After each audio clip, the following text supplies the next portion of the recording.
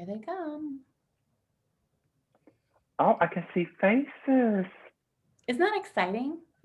Because we're not using the, what was it called? Big board? Big marker. Big marker. Big marker. Yeah. Hey, Katie Selby. Hi, Laura. Laura, when I come to New Orleans, which will have, I have goals for 2021. We're going to have beignets. I can't wait. That sounds great. I want in on that. Everyone's welcome. Got more people joining us. And just as a heads up too, I have hit the record button, so you've been warned. Now Darren's beignet request is recorded for all posterity. Right.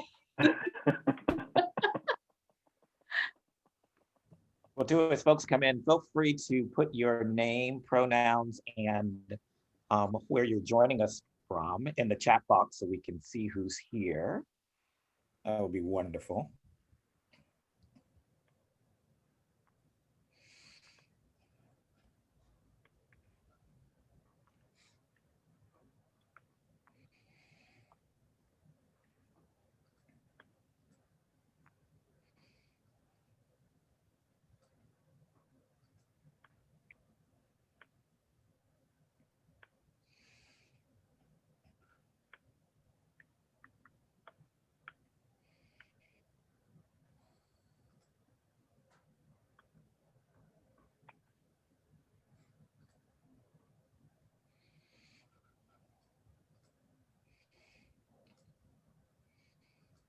And we're going to give it one more minute and then we're going to start.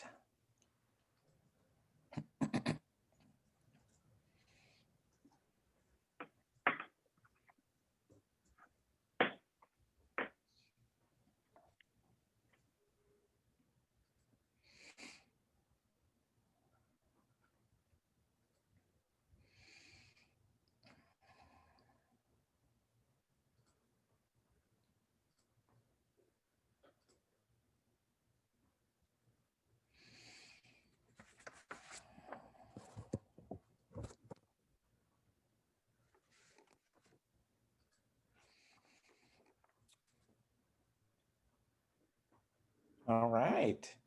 Well, welcome everyone. Vernon Wall here, he, him, his pronouns. I am the Director of Business Development at Leadership.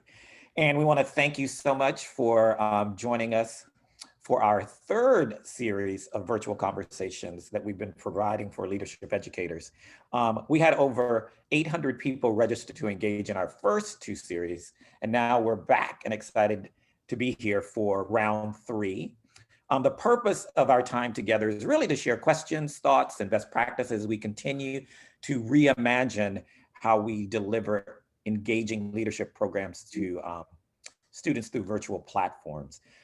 What we found in previous conversations that we've had is that the chat box is alive and well. And we really want it to be robust in terms of not only just questions for our facilitator, but also too just thoughts and reflections that you have on things that the person says, and resources for each other. One of the things that was a byproduct of our previous conversations that we didn't realize was going to happen was that people would say, oh, wait a minute, I have this resource for folks. And so, or here's something that I did that was a little different. And so really use that throughout our time together as we move forward.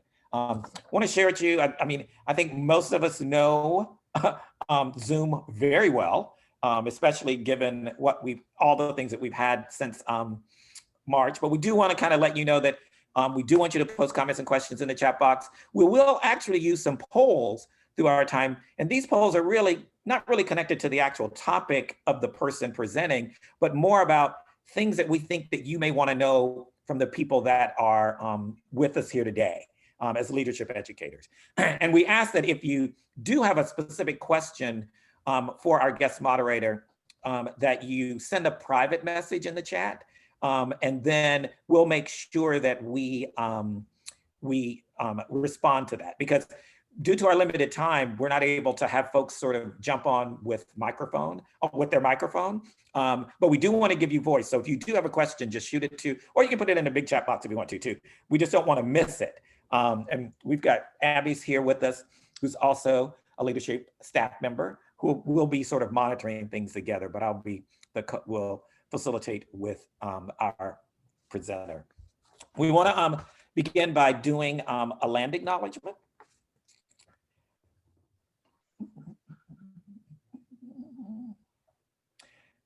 Leadership would like to begin this presentation by acknowledging that the land each of us is on today is the original homeland of indigenous and tribal nations. We acknowledge the painful history of genocide and forced removal from these territories, and we honor and respect the many diverse indigenous people still connected to this land.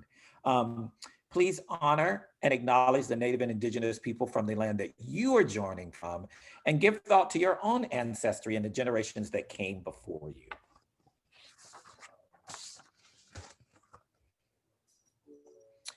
So I think those of you who know us as Leadership, you know that our vision is a just, caring, and thriving world where all lead with integrity and a healthy disregard for the impossible. And our mission is to transform the world by increasing the number of people who lead with integrity and a healthy disregard for the impossible. I'm so excited to welcome someone who I have known for a number of years and who is a tremendous friend and colleague, Dr. Darren Pierre from Loyola University in Chicago. The topic today was interesting because I met with each facilitator this week to talk about what's on your mind right now? What would you like to talk about that you think is important right now as we think about our role as leadership educators? And Darren immediately said, navigating multiple pandemics. And I just said, done, this is it. Because I think this is a great opportunity for us to really and truly engage. I know that Darren's full bio is in the description of this program, and you know all about his accomplishments, but I do want to give Darren a moment to say hello and to share a little bit about, what's going on with him right now before we move forward. Well, thank you, Vernon, for that introduction. I want to say hello to my Rambler Nation. I know that we have a number of Ramblers from great old Loyola University, Chicago, alums, and I'm so proud of you for being here. My name is Darren Pierre. I serve as a clinical assistant professor here in the higher education program at Loyola University, Chicago. A lot of my research interest and my passion is thinking about leadership and how do we continue to think about it innovatively and relative and current to the times. And so I think this conversation, I hope, will continue to move in that same form and fashion, thinking about how do we think about our work as leadership educators. Thanks, Darren. I want to let you know that we are going to do 3 questions for our polls for this session. And here's our first one. The first one is, did your leadership program or department experience budget cuts this past semester? So, should pop up here in a second. So give us a yes, no, or no, not yet. We decided to do 2 different no's. So you can choose. So let's see what we got.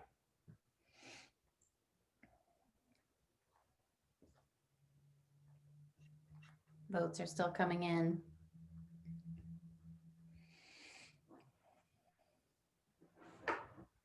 Got about 75% of people have voted so far. And it's holding steady. So I'm going to go ahead and end the poll.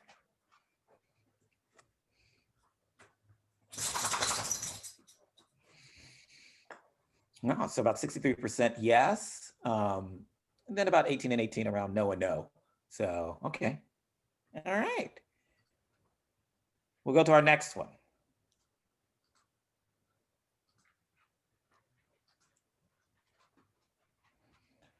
So the next one is, I noticed an increase in the number of students attending my leadership programs this fall.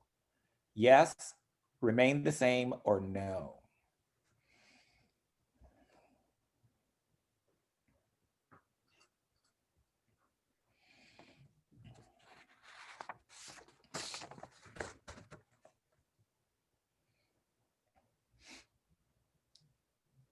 Got about 60% of those votes in so far. 62%. So I'm going to go ahead and close that.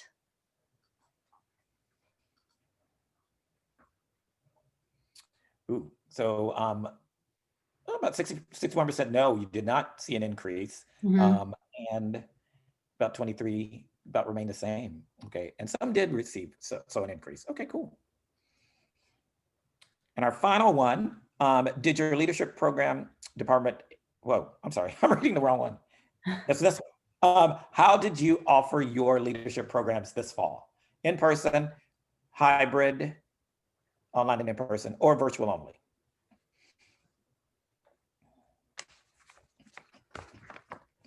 The responses to this one are coming in quickly.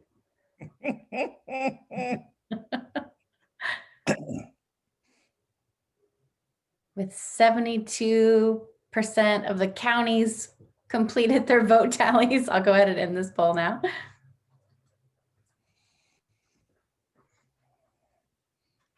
Oh, so 72%, or 76%, excuse me, virtual only, and then 24% hybrid, no in person, which I'm not surprised, but I just wanted to see. That's good to know. It's good to know. So hopefully this gives you, we just try to, with beginning of each session, just kind of give folks an opportunity to kind of see what other leadership educators are doing.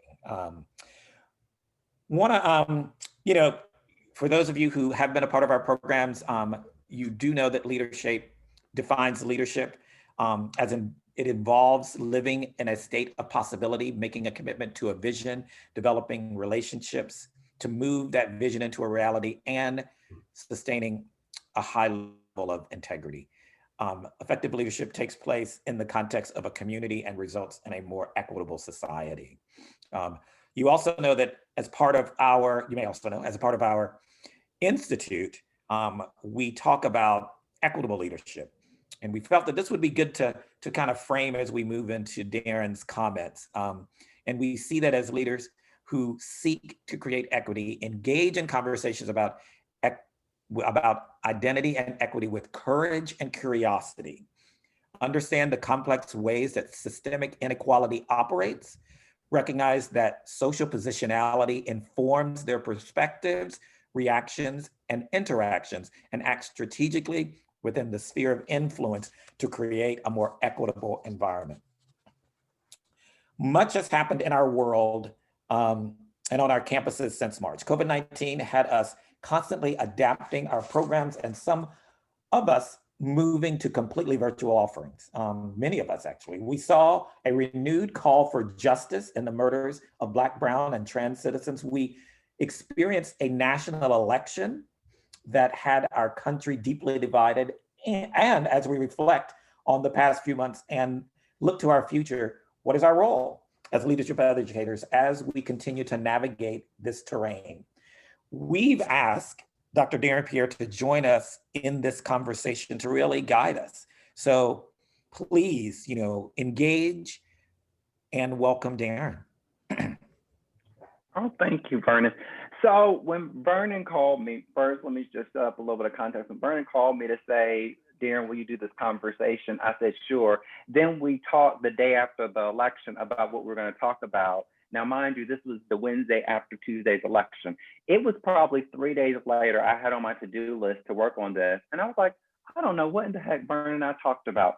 But I think that's the status of the year that we've been in. I was in a fog after the election, but I think a lot of this year has been unearthing and troubling and disconcerting in a number of ways. And so this conversation, I think, illuminates some things that have percolated for me over the last 9 months. I wanted to frame the conversation because I have a propensity to ramble. So to keep me on track and to keep the conversation in a place of accountability, I thought these two phrases. First, joy and a new beginning, and then the second is commencement day. This year, we've lost some giants. We lost Justice Ginsburg and Congressman John Lewis. One of the great giants we lost was Reverend Joseph Lowry, and he coined the phrase joy and a new beginning. And I think about these conversations around the multiple pandemics we're navigating, I think there is in some spaces joy in a new beginning. One of my best friends, Oprah, she doesn't know that we're best friends, but in my heart, we're best friends. She said at the beginning of this pandemic, she was like, there's going to be a lot of babies born and there's going to be a lot of breakups. And I would say in my own personal experiences, I've certainly seen that truth manifest. But certainly in the creation of new life and the expanding of families, there's joy in new beginning. But there's also joy in a new beginning from breakdowns that are transformed into breakthroughs when we come to new understandings of truth about relationships and a whole host of things. So I want to think about this conversation from the place of there is joy in a new beginning. I don't want to situate the conversation from a deficit model. So let me go to the next slide, Abby, and talk a little bit about how we got here.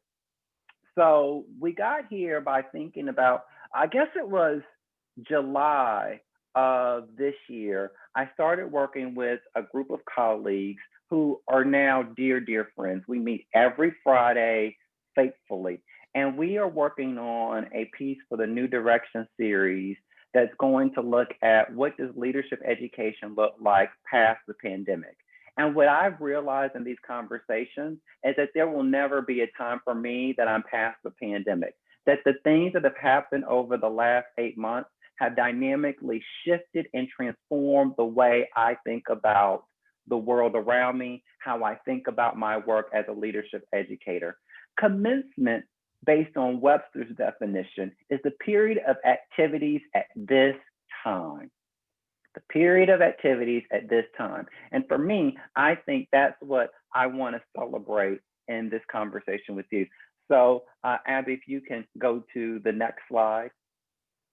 So let me set a little bit of the stage for you. And I'm a teacher, and so teachers by trade have to do some teaching.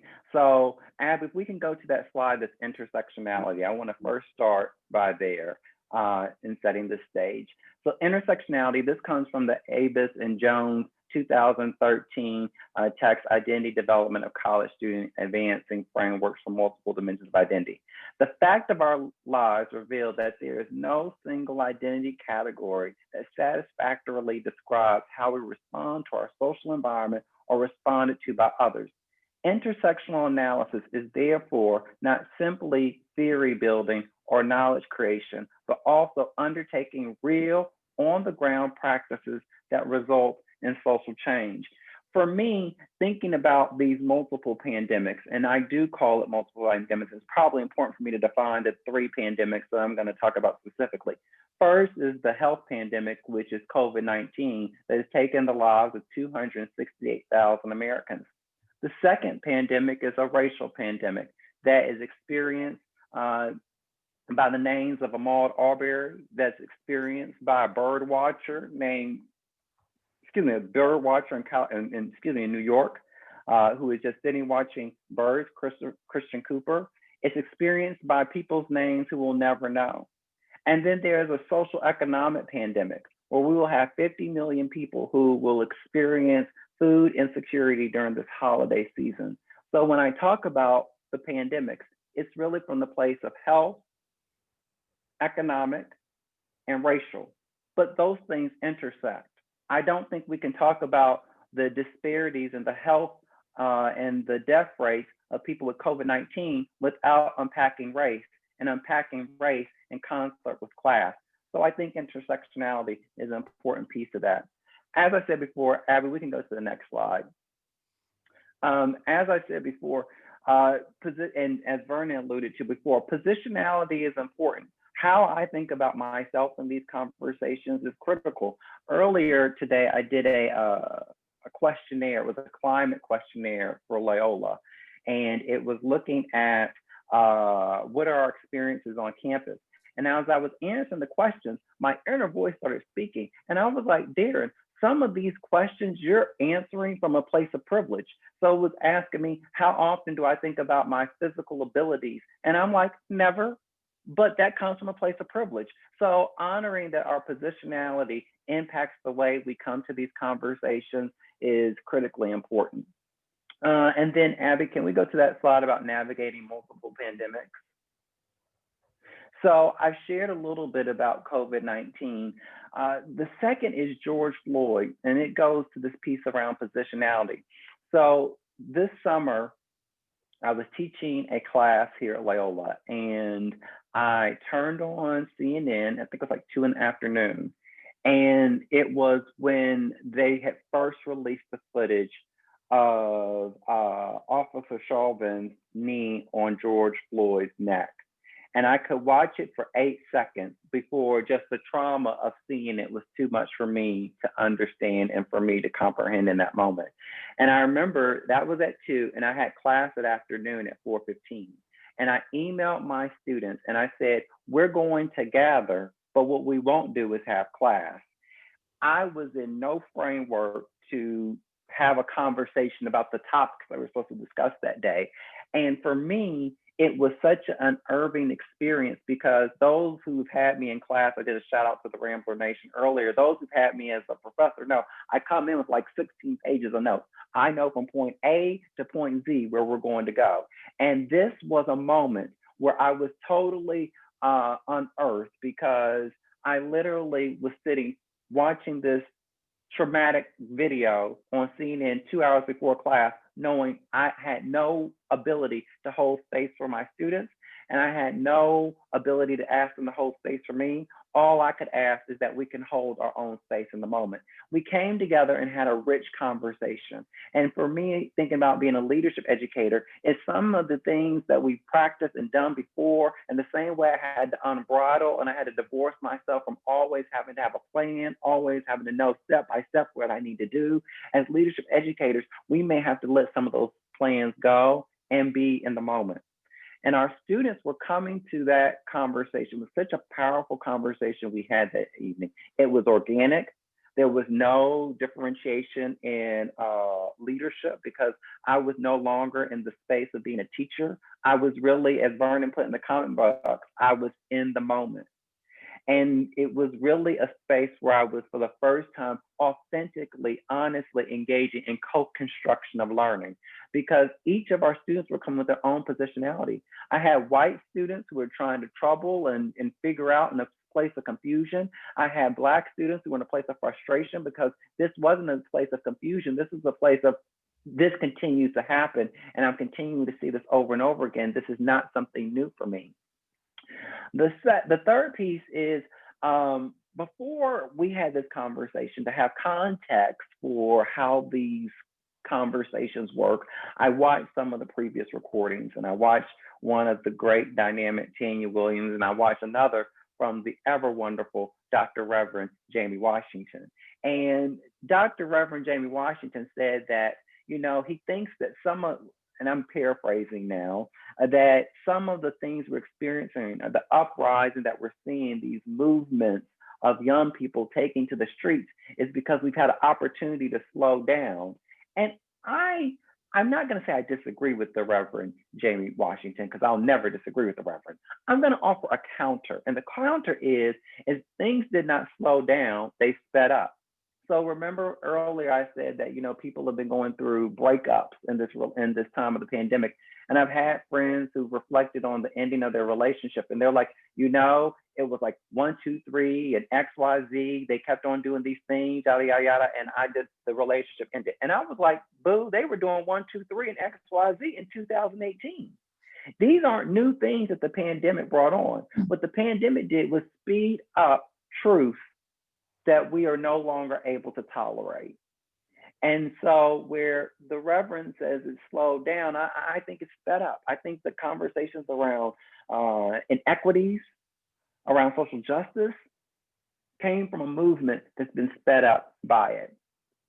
Get Your House in Order was a Facebook post that I put on Facebook a couple of months ago, and I've done it several times since then. For context, Get Your House in Order is a song that's part of many Black Christian church traditions. And I put it on Facebook, and I think some people interpret it as I was telling other people to get their house in order, but really I was telling myself to get my house in order, because in this pandemic, I have been invited to think about my mental, spiritual, financial health, with greater levels of consideration. The ever wonderful Dr. Patty Perillo says, I can only take others as far as I have come. And it is my commitment as an educator to holistically, and especially in the Jesuit Catholic tradition, which is all about cura personalis, the care for the whole person. It's been incredibly important for me to think about this work from a holistic place of myself first, and then how do I do that for others? So every day I'm asking myself, Darren, how are you getting your house in order? And as leadership educators, we've got to be asking ourselves the same question. How am I getting myself in order? Let me tell you, the social change model, which many of you know, I have more respect for the social change model now than I ever did before, particularly that seat that says controversy with civility. I've had spirited debates with probably every family member and my cat, who can't really speak at the same level as humans. I've had spirited conversations and debates with a whole host of people. And it's invited me to controversy with civility at a whole new way. So as leadership educators, we can't talk to a student about their dispute with their roommate if we can't figure out the dispute with our neighbor, the dispute with our partner, the dispute with our kids. We have to get our own house in order. We can only take people as far as we have come. The second piece about these disputes is that I mentioned the dispute with the roommate, but these days in time, I don't know if that's the dispute people are having. The dispute that they're having is I voted for Joe Biden and my mom voted for Donald Trump. And how do we live in that tension?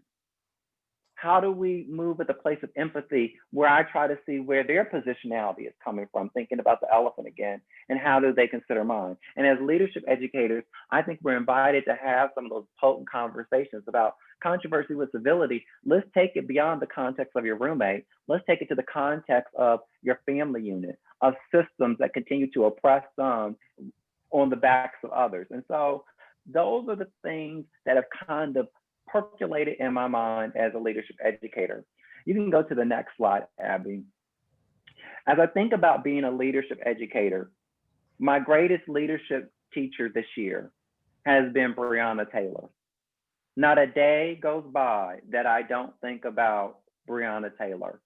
And what has been so powerful for me about Brianna Taylor is Brianna Taylor was a woman who was an EMT, a Black woman who was an EMT, who was sitting at home on an unfortunate night playing Uno with her boyfriend, Kenneth. And she is my greatest leadership educator this year. It was not a person of wealth. It wasn't a person of power. It wasn't a person of positional leadership. It was a Black woman who was playing Uno with her boyfriend on a night that has become a series of unfortunate events. For me, Brianna Taylor speaks to personally my own positionality and how it's impacted me personally. It speaks to intersectionality because I'm still trying to figure out why it took months for us to even get to the place where we knew who she was, and why it's still taking time for us to find justice for Brianna Taylor, a woman, again, who was just sitting in her home playing Uno with her boyfriend. What I realized is that the master's tools will never dismantle the master's house. Brianna Taylor should be part of my leadership curriculum. I can't continue to utilize the same prototypes of what is a leader, what makes someone a leader based in big levels of influence, based in positionality.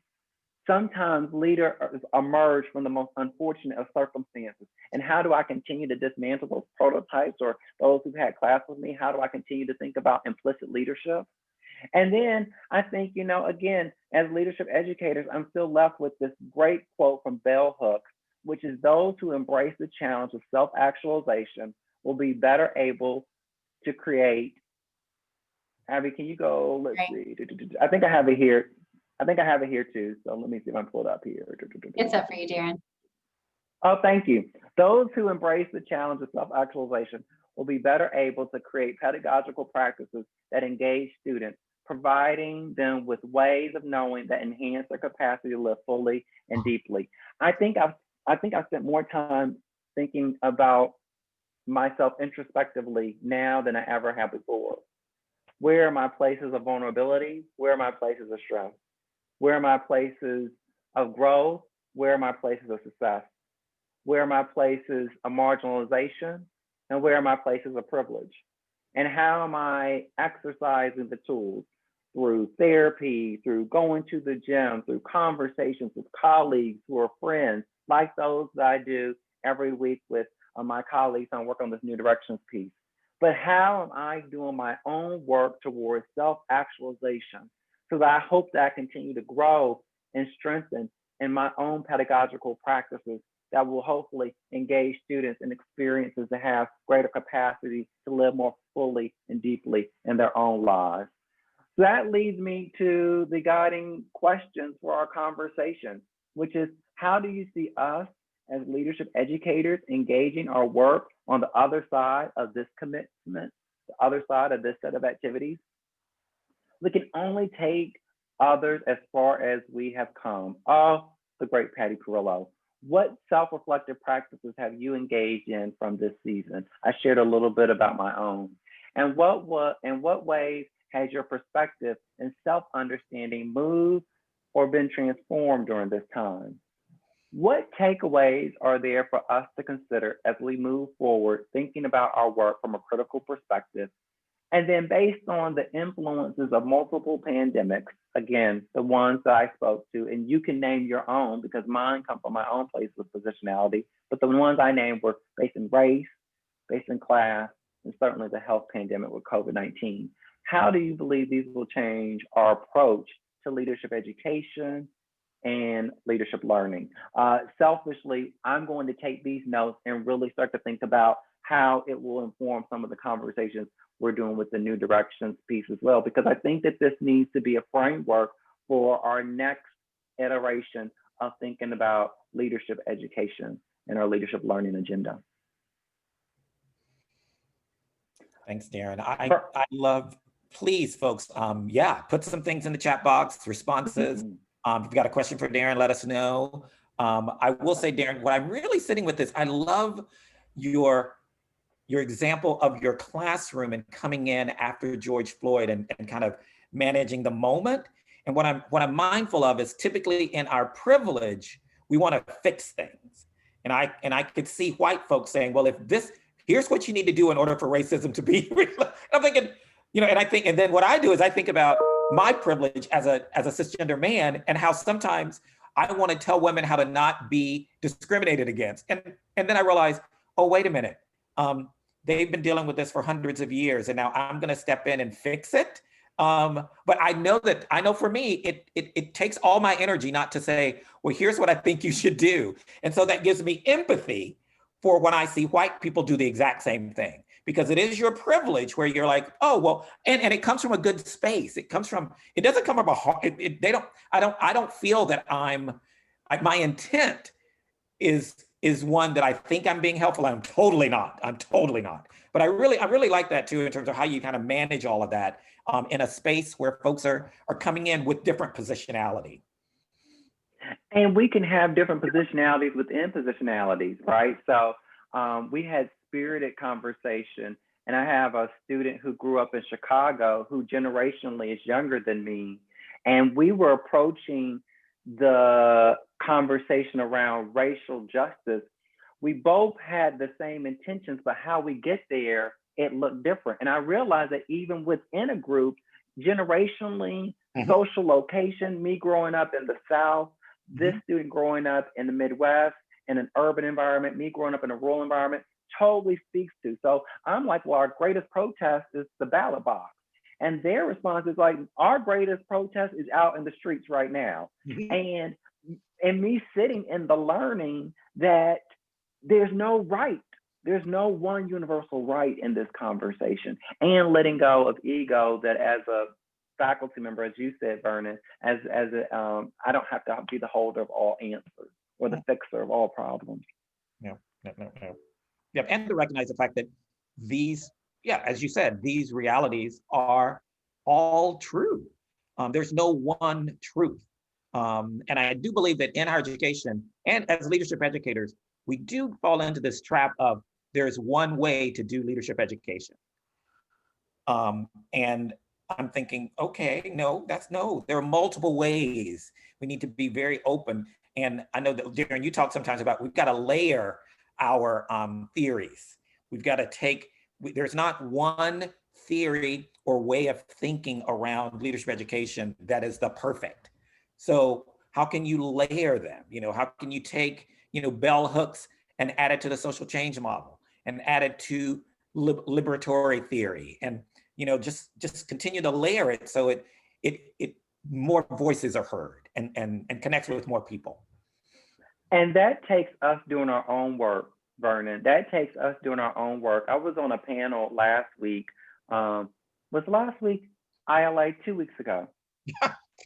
And I had the blessed experience of working on one of the priorities for the leadership research agenda for the next 5 years. And so I was on this panel with others who were working on it.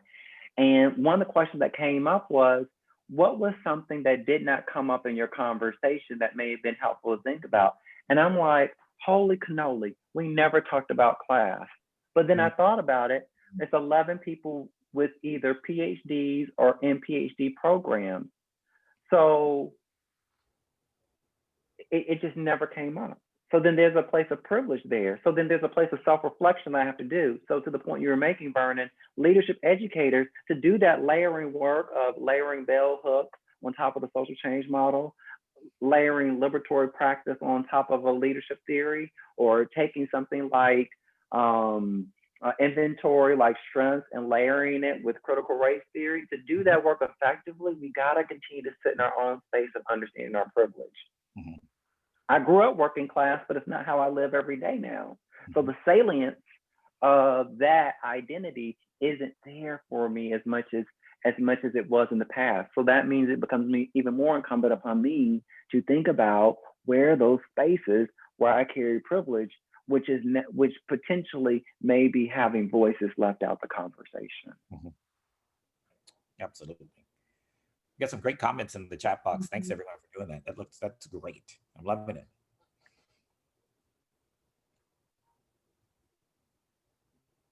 I'm wondering, Darren, are there some, as you just mentioned that you were hanging out at ILA, and I was there too. I don't remember when it was either.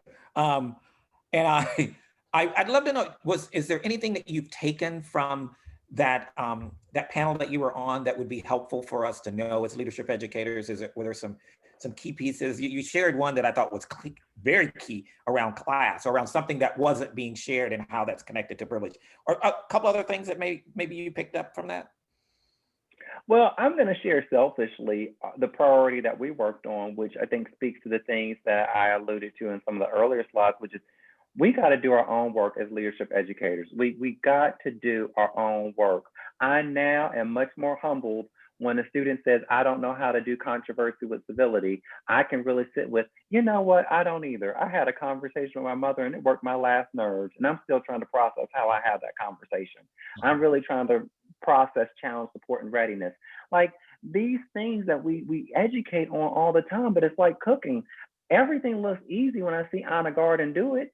But when I take an Ina recipe and I do it in my home, where cooking is not my ministry, it's 10 times harder. So we've got to, if we're going to be taken seriously and people really get behind the work we're doing, moving in the future, we've got to do our own work. We've got to trouble, okay, how does this look for me? When we sit and we plan this curriculum and we have these reflection questions, we should be writing them. Those of you who are part of the co-lead community, when we have people in the learning community do reflection, I need to be writing in my manual about what I'm reflecting on, so we really can authentically journey it together. Leadership occurs in groups. Leadership is a process. Those are the two things that Peter Northouse talks about. Well, if leadership occurs in groups and leadership is a process, and the process means it's ongoing. So that means that even though I'm 38 and, now 18 years removed from college, that doesn't mean that I'm done. Like I've arrived, I've hit my last C, the AC of change. No, it means I'm continuing to recycle myself back through the process in each relationship and each interaction I have. Emotional intelligence is another one where I think these are things, Vernon, that I hope it came up in our panel, and I just press upon leadership educators to do, because we can't do our students justice if we're not doing that justice for ourselves. Yeah. I'm just looking at, thank you, Juan, for your comment. I'm loving the and, what about?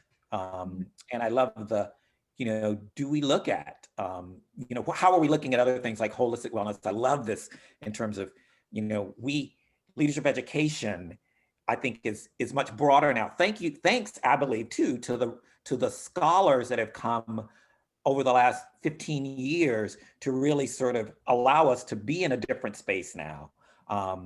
Because leadership education and higher education is a fairly new phenomenon in its sense, and has been evolving. And so I believe that we need to continue to help the canon in terms of how can we continue to do the great things that the Kathy Guthries are attempting to do as we're sort of broadening it, and as we do as the New Direction series continues to have that. So I think we can be a part of that. I hope that we continue to write about that and move it in that direction.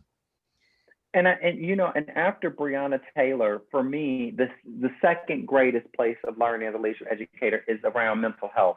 If we don't continue to have conversations around mental health and allowing that to be part of the common day vernacular, I don't think we're doing the work. Just as conscious to self, which is one of the 7 C's, I think has great kinship to mental health. What are those self-reflective practices through therapy, through other mechanisms, especially now where our students are experiencing greater places of isolation, greater places of stress, trying to manage and navigate many different things. Abby, it's not every day that your dog is with you in the workplace, and people are navigating children or parents and trying to do school and all these things. As a faculty member, I think I've had more conversations around mental health with students this semester than I ever had before. And I'm so grateful for my comfort in having those conversations, but it's a practice that's taken time, because I had to unbridle my own shame and acculturation around conversations around mental health. And I think as leadership educators, we've really gotta do that, because we know from the research that there's some strong direct correlations between alcohol abuse and leadership. That a lot of these leaders are also a lot of the same people who are abusing alcohol and other substances. So to have the conversation about mental health and leadership, to me, there's synergy in that. Yeah, I join you. I think that one of the things I'm noticing, and I actually, once again, at ILA, a great session that talked about how are we shifting and adapting to having more one-on-one conversations virtually with some of our student leaders to check in on them. And maybe it's a part, if we come from a housing and residential life background, that part of it is having one-on-ones with staff constantly and really checking in, but not necessarily in some of our leadership development programs. I mean, are we really sitting down in smaller spaces to say, just checking in, what's going on, not structured, what does that look like? And doing that in a more sequenced way now, more than ever. So absolutely. Mm-hmm. And I think part of that, Vernon, for me, is practicing vulnerability. I shared with my students this fall that, I was reading my evaluations from last spring, and I mean, my students got me. I have them read Brené Brown, so they've already been primed with this conversation about vulnerability. So here I am preaching about vulnerability, and last spring I was about the most, what's the opposite of vulnerable? I was the most non-vulnerable, if that's a word, person that there could be. I was in go mode. I was like, okay, in my mind, I was thinking I was being a great faculty member. I was trying to create structured experiences that move students through. I was trying to say, we got this, we're going to get through this, and let's power through. But we're living in the midst of all of this chaos, and me not practicing vulnerability and what I thought was doing high quality practices was doing high quality disconnection. Mm-hmm. Because people are like, I'm living this every day, but I come here and it's like a regular Monday. It's not a regular Monday. So I think for some of us, for me, let me use I statements. For me, I think it's also practicing greater senses of being, as you talked about earlier, Vernon, and also practicing greater spaces of vulnerability. As a leadership educator, I have a one of my colleagues, she was sharing that she went to her leadership class and she was like, well, what we won't be doing today is talking about leadership. she just was like, can't do it today, can't do it. And I love that. And that's something that, you know, if I'm talking about where I need to get my house in order, it's continuing to do some of that. It's continuing to be with people and amongst people rather than this disconnect, thinking that that's helping when all that's doing is hindering and distracting. Yeah, I'd love, yeah, no, Alex, but you know, this business as usual thing, nah. I mean, we've got to be in a space of, like you said at the very onset, being in the moment. You know, what does that look like? How can we continue to be of support? How can we use the laboratory that is around us to be about leadership? Because it's all interconnected, as you just mentioned so brilliantly, that you can't talk about any of these issues without intersecting it with others in terms of what does it look like? How does it show up? And I think we develop stronger, people will remember those conversations more than the fact that you went through a syllabus and made sure that you ticked off the 5 or 6 different things that we do. And it makes me think too about indigenous ways of knowing, and you know, in indigenous and native communities, it is more of a be in the moment, take a breath. That's my newest thing to do, is to realize that in this fast and furious time with multiple pandemics, we sometimes need to take a breath and just hold off, because the reality is racism is going to be here tomorrow. So if I decide today that I'm not really going to do anything to combat oppression today, I'm okay. I've done a good amount. I will continue to do some things, but in this moment, for this 2 or 3 hours, I'm going to watch the 3rd episode of season 4 of The Crown, and not really, and that is okay to do. We need to, everybody says, when people tell me, I'm so tired, Vernon, I'm exhausted. My response, take a nap, take a damn nap. I'm sorry. Now that doesn't mean that we aren't committed and passionate, but I'm with you, Darren. It is so important for us to really and truly be about us. Yeah. And you know, Oprah says that, you know, life hits us with a whisper, with a thump on the head, and then a brick wall. Don't wait till the brick wall. It took me watching George Floyd get murdered for me to finally let go of always having to be in control. By that point, we were already 6 months into the pandemic. So I hope that, you know, my colleagues here that take that away. Like, let's not wait until we hit that brick wall moment. Okay, now let's figure out, like Vernon was talking about, take a moment now and watch The Crown. Hopefully for some of you, as we move into this winter break, it will be a moment of slowdown. I know for myself, I'm going to sit in a dark room with a candle lit many days and think about so many practices that I want to interrogate differently, move with a critical perspective. You talked about, Vernon, indigenous people and ways of knowing, and storytelling in many indigenous communities is a great way of knowing. But I haven't honored storytelling. I'm like, if you don't have 13 citations, then it must not be true. And that's not effective for new age leadership education.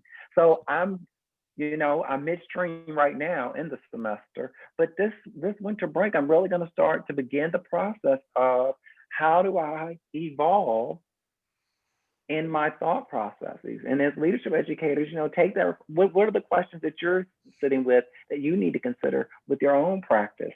That maybe the winter break, if it's a slower time for you, can give you a little bit of space and time to consider.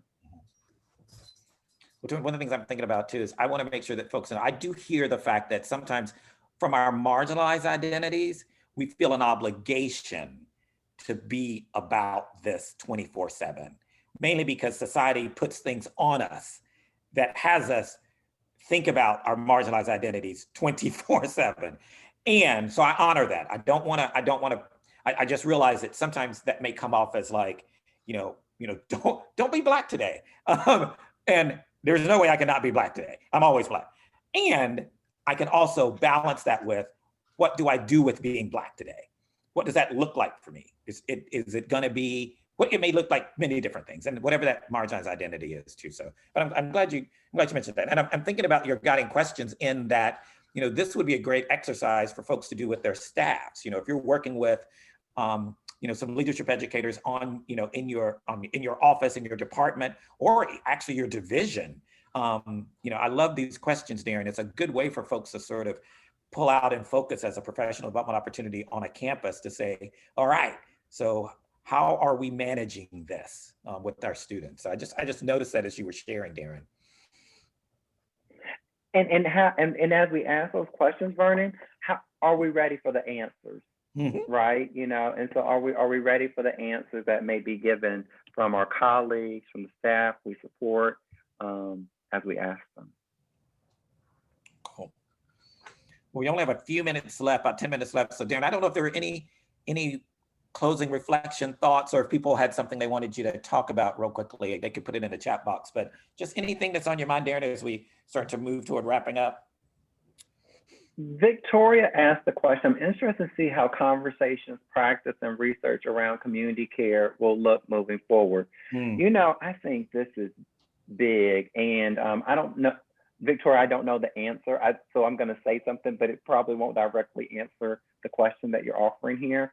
I will say that to engage in this work authentically, it's going to be a bit messy. I shared earlier about how I kind of am structured and I have, control. And so when we first started meeting as a group to talk about this new directions piece that we're working on about what leadership education looks like post-pandemic, it's the most diverse ensemble I've ever had an opportunity to work with. And in that diversity, to do this work authentically, our conversations have been rich, robust, and messy. And so I thought by December, we would be like, okay, we're done. The book is done, and we're going to be ready to send it to editing and and my step-by-step process. But if we're really going to invite people to the conversation, we're really going to invite people to the table, then we can't have a meal already prepared. Mm-hmm. We got to come to the table and say, is everyone hungry? What do people want to eat? And let's co-construct together. And that meal takes a lot longer to prepare. It takes a lot more energy, takes a lot more work. But the end product of the meal that you eat, I think, is quite beautiful. And the process of developing that meal brings about greater sense of connection. And I think that as educators, that's something we're really going to need to sit with, because it's counterintuitive to say, okay, I want to have this process, but you need to get this done in 3 months. No, and it may take 10 months if we're going to really do this the way we say we want to do this. Mm-hmm. Well, Darren, I love the way that you, in the beginning, framed, post-COVID, and it's very important. This whole it's rather than return to normal, which is ridiculous to say, it is going to be post 9/11, post World War II, post Vietnam War, now post COVID. We will be different as higher education. We'll be different as people, and post pandemics, plural, as you mentioned. And what does that look like for us? How do we kind of navigate in the narrative from this point on and learn and grow? And I agree with you. It's going to be messy. It's going to be messy. And I'm so glad, as you began with, there's going to be tremendous hope and tremendous joy from all of this. Because, I always say, typically, I believe in higher education, that the only way you can do social justice advocacy is through fear, anger, frustration, and hurt. Because many of us in our marginalized identities have had those feelings, but if we don't add liberation and hope to that, then we are not social justice educators. We've got to be about all of that together. It doesn't diminish anger, frustration, and hurt and fear. It just adds liberation and hope with it. So totally, absolutely. That's why the way to end is joy and a new beginning. That's why it's the best place to end, because I'm not going to take anything away from 50 million people experiencing food insecurity, or 268,000 people who've lost their lives. Mm-hmm. I also want to acknowledge that through all of this difficulty, we will find joy in a new beginning of thinking about our work differently, pedagogical practices that are more inclusive, and thinking with a greater sense of care and concern for the communities around us. Dr. Darren Pierre, you are a joy. You know that. I am I'm just giddy right now. This is a perfect way to have my midday since I'm on the East Coast. And I just want to thank you. Thank you so much for spending some time with us. And this is being recorded, so we're going to send out the recording to folks. And so please share it with others. We're okay with that at Leadership. These conversations are definitely ones that we want to get out to as many people as possible. I would be remiss if I did not do a little commercial as we wrap up and let you know that Leadership is here. For those of you that have had us connect with you on campus, you know who we are. For those of you who have not, I encourage you to consider us with our programs that we offer. We are now having some conversations about what we can do with the Institute virtually. And we're not there yet, but we are having conversations, because a 4 or 6 day institute, it's going to take us a while to decide what that's going to look like virtually and in person also in the future. But we do have Courageous Dialogue, which is really doing, if you haven't been a part of that, we have a professional version of that. And we also have a student version that you can send students to sort of a national session virtually, or you can have it just for your students on your campus. And so same with resilience and catalyst, have a train the trainer, a lot of things. So if you want to know more, just shoot me a quick email or jump on the website. You can shoot us an email and we will send you some information. Thank you so much. We do have another session tomorrow. If you can join us, it's basically it's called Sorry, You're on Mute. Making virtual facilitation engaging and effective. And I'm pretty excited about that one. I think many of you may be joining us again tomorrow. So thank you all so much for joining us. Have a great rest of the day. And thank you again, the wonderful Dr. Darren Pierre. Thanks, Darren. Thank you all. Thanks, Jasmine.